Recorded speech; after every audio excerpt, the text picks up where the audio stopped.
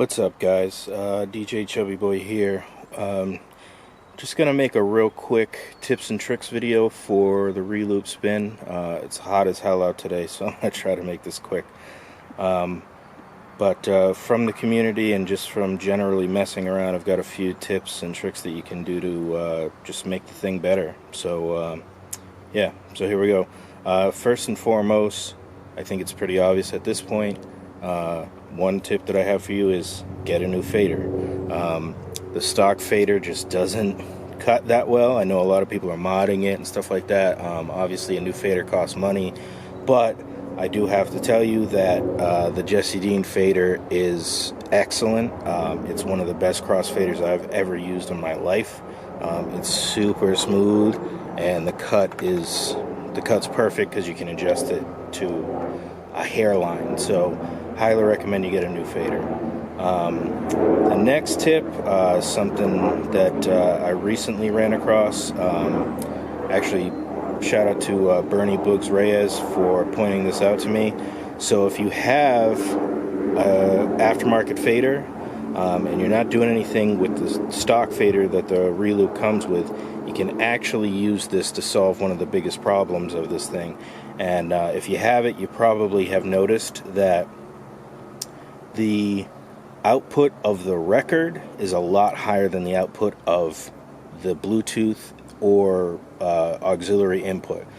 So it's become kind of an issue of trying to balance the volume of your beats with the volume of your record.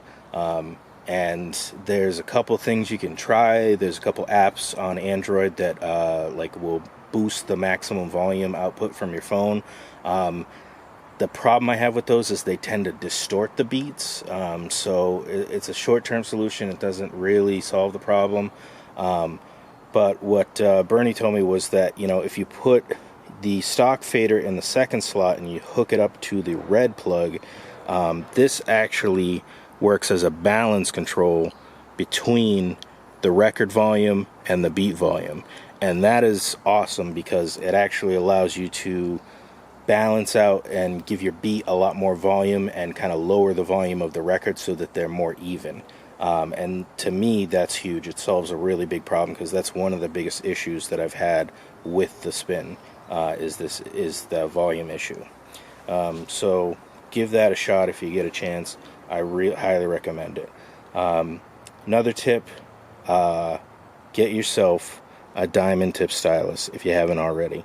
If you use the PTO one, you probably know, obviously this uses the same stylus as the PTO one. For about $10 you can get 2 diamond tip stylus off of Amazon or wherever you find them. They're super quick to install. It's just it'll skip less, it sounds better. Easy, simple mod. I know Jesse Dean's coming out with his own tone arm for this thing. Until then, this is a short-term solution that really helps.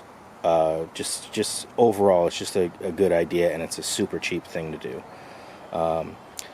So next thing, this is something I've been messing with, just using the shell. So what I did here was I actually attached, here, let me turn this so you can see. I attached my headphones and a Bluetooth speaker to the shell of the spin. And the reason I did that is because I really like being able to just walk out the door in the morning using this basically like a suitcase. The less things I have to carry, the better. And that just, it works for me. This Bluetooth speaker is kind of a round, flat speaker. It's not perfectly flat, but I found this on Amazon for about $30.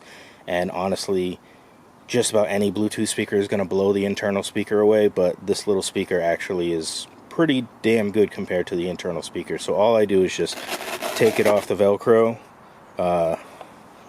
When it sticks, it's super hot, so things are melting. But anyway, take it off the Velcro, throw it down, plug my wire in from the output, and I'm ready to go. And I don't have to worry about carrying an extra large Bluetooth speaker around. It's just one less thing that I have to worry about.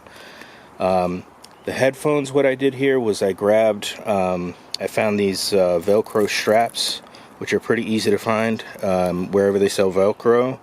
And basically all I did was drill a couple of holes in the shell of the spin and put a couple of screws with nuts on the other side through. I took a couple of spare pieces and just threw them over the top of the screw heads just so that they don't mar up the headphones. But this is a really easy way to just be able to carry around your headphones with you wherever you go, and not have to have a big bag or anything like that. So I think that's pretty cool. All right, and let's see what else.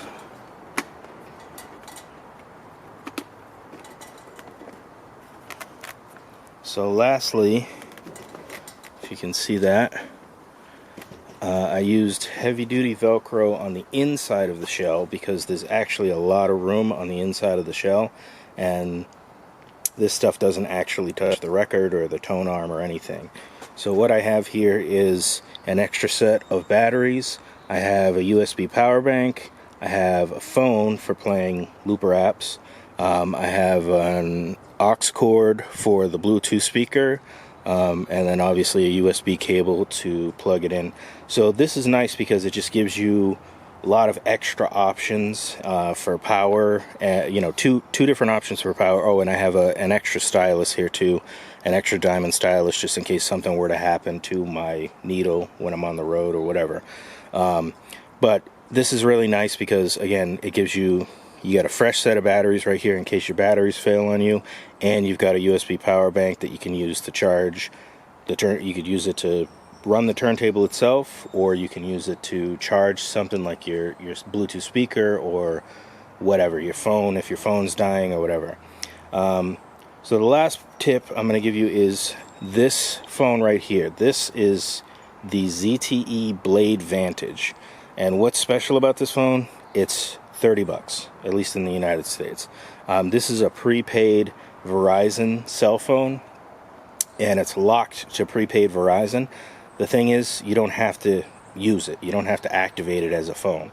You just use it for Android. It has Android 6.0, so you can use it with the Table Beats app, with the pitch function if you're into that. It's compatible with that. But my thing was, like, get a cheap phone, $30, throw it in there, bring it with you wherever. You don't have to use your personal phone for playing beats, and it's just one less thing you have to fiddle with. So when I'm out and about and I want to scratch, I just lay out the shell, turn the phone on, it connects automatically via Bluetooth, and I'm good to go. And like I said, I don't have to fiddle with my own phone, I don't have to worry about it, and it's just right there all the time. So yeah, those are some tips and tricks. Hope you found these helpful, and happy scratching. Alright, later guys.